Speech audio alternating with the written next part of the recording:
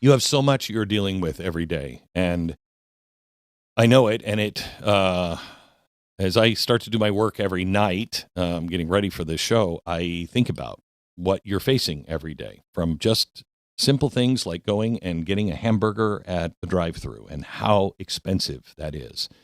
You are dealing with issues of affordability and job stability.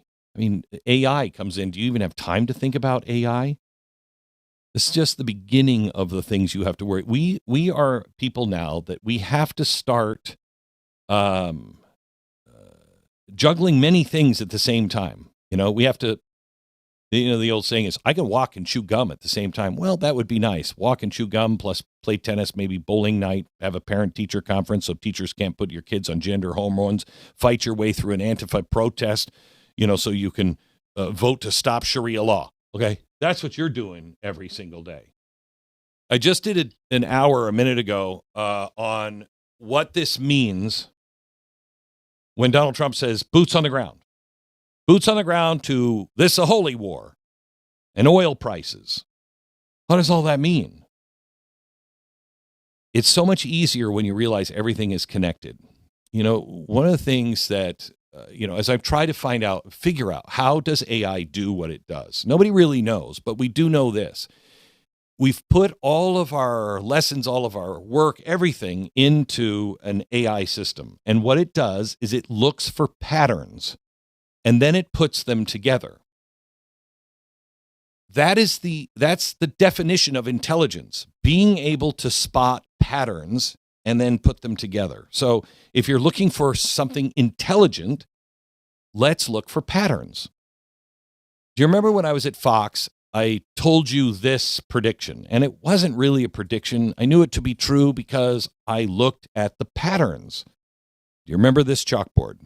I put this up and said, radicals, Islamists, communists, and socialists will work together against Israel, against capitalism, and work together to overturn stability. There are radicals, globalists, Islamists, all working together. Radicals, Islamists, communists, and socialists will work together against Israel, work against capitalism, work together to overturn stability. Let it be my tombstone. I was hammered for it. Radicals, Islamists, communists, socialists, all working together against Israel? This has nothing to do with Israel. This has everything to do with freedom. And they all said that they would never work together. That chalkboard is everything you need, except there's one thing that I left off that chalkboard that I'm going to add today. But let's start here. All of the players, their motives, their objectives. If you miss this one giant chalkboard dot, you're going to be lost. And let me show you. Something happened this weekend in New York City that, should have stopped the entire country dead in its tracks if you knew the chalkboard. Outside Gracie Mansion, the official residence of the mayor of New York, protests, two of them, collided. One was protesting what organizers called the Islamification of the city, and the other counter-protest was against them. Okay. In the middle of that clash, according to the New York Police Department, a man lit and threw an improvised explosive device, an IED. When's the first time you ever heard of an IED? Oh, that's right. That's what Iran created to blow up our soldiers. Okay? Police later confirmed it was not a smoke bomb or a hoax. It was a real device. It was a jar packed with screws and nuts and bolts and a fuse. And if it would have gone off, it would have caused massive injury and death. Okay? 2 suspects were arrested. Federal authorities have opened a terror investigation. Thankfully, it failed to detonate. But that's not the troubling part of the story. The most troubling part is what happened afterward. The new mayor of New York condemned the protest itself as hateful and racist. But he avoided acknowledging the ideological context behind the attack on the other side. At the same time, there are reports circulating that the mayor's own wife had a previously liked social media post celebrating the October 7th Hamas attack against Israel. Posts ranging from the breach of Israel's border to describing it just simply as resistance. Okay, so why does any of this matter? Well, because leadership matters.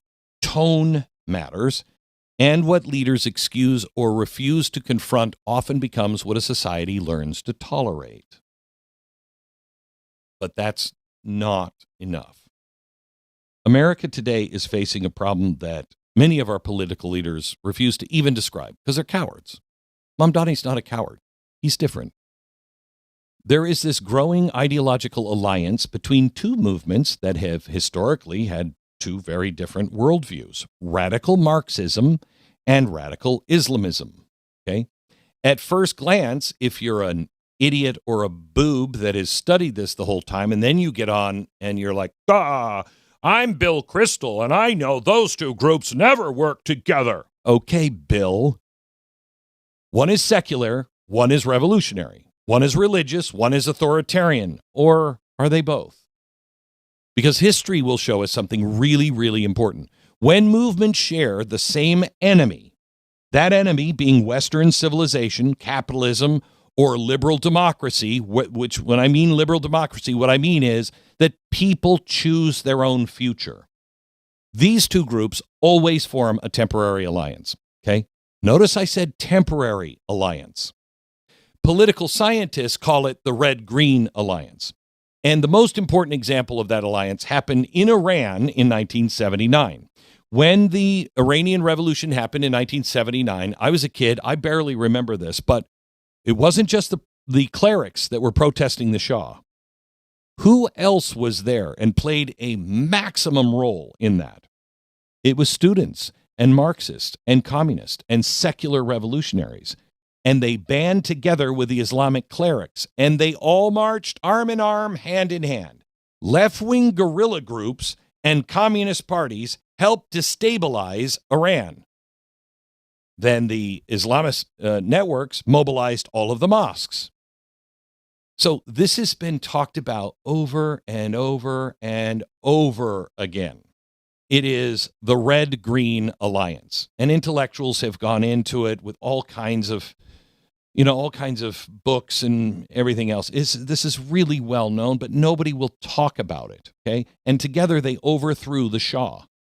And then something predictable happened.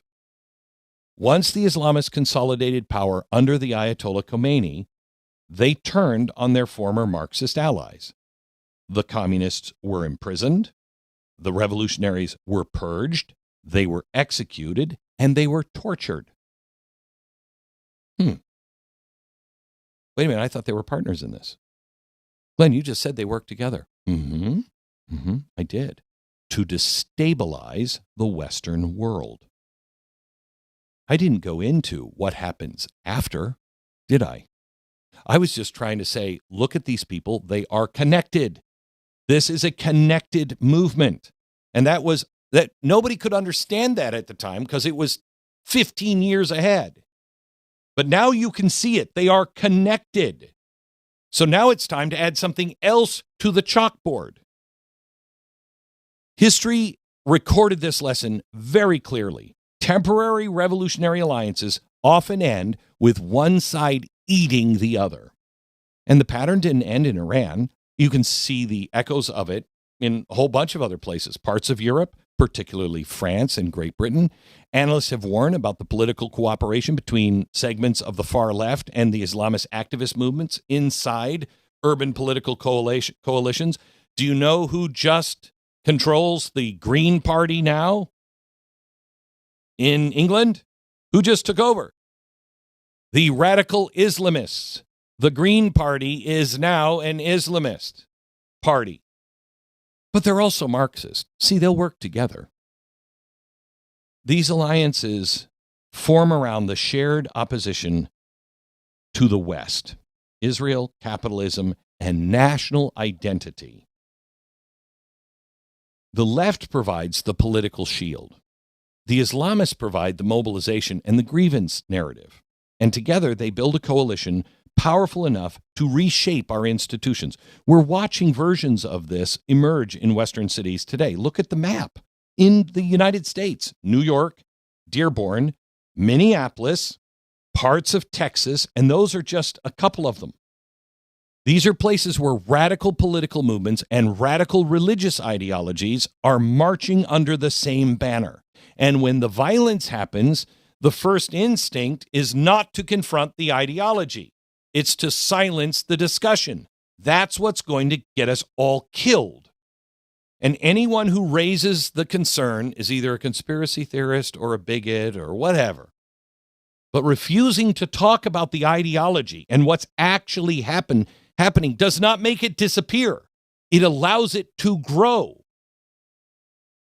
So let me say something really super clear. I don't have a problem with Muslims. There's a lot of Muslims in America that want to live here, moved away from that crap. They know exactly what it is. They're Americans. They work, they raise families. They want the same thing that you and I want. And they don't want any of that crap. But it's happening.